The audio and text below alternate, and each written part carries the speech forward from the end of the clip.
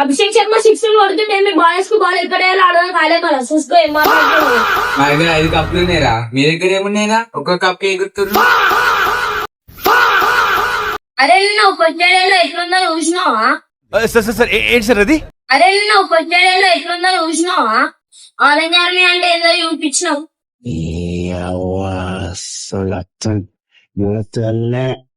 మీ yellow friends whistle వేస్తుంటే మా bowlers silent చేసి రాను.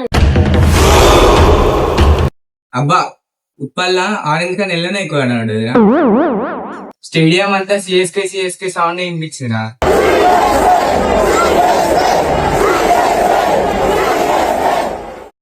మ్యాచ్ ఎవరు గెలిచిరో పక్కన పెట్టు, క్రేజ్ ఎవరు ఊరురా మొత్తం. Start the whistle. అంతేనా? ఫ్యూచర్ ఉంది. క్రేజ్ తో పాయింట్స్ రావు మామా, రన్స్ తో పాయింట్స్ వస్తాయి. అభిషేక్ శర్మ సిక్స్ కొడుతుంటే మీ బాయ్స్ కు బాల్ ఎక్కడ ఆడడం కాలే కదా చూసుకో ఏం మాట్లాడుతున్నావు. మీరేంటో మీ విధానాలు ఏంటో ఇప్పటికి నాకు అర్థం అవరో బాబు. నిన్న బ్యాటింగ్ చూసినావా? క్లాసిక్ 6-4 ఉప్పల్లో కొడితే చుప్పట్లో పడ్డాయి. అరే మీకైతే ఏం తక్కువ కాదురా. మా సామ్సంగ్ ఇంకా రుతురాజ్ కి లక్ కలిసి రాలేదురా. మీ కెప్టెన్ ఇషాన్ కెప్టెన్సీ లో ఏదో లక్ ఉందిరా, అందుకనే మీకు అన్ని సెట్ అవుతున్నాయిరా మంచిగా. అది మ్యాజిక్ కాదు మామ, అది సైలెన్స్ పవర్.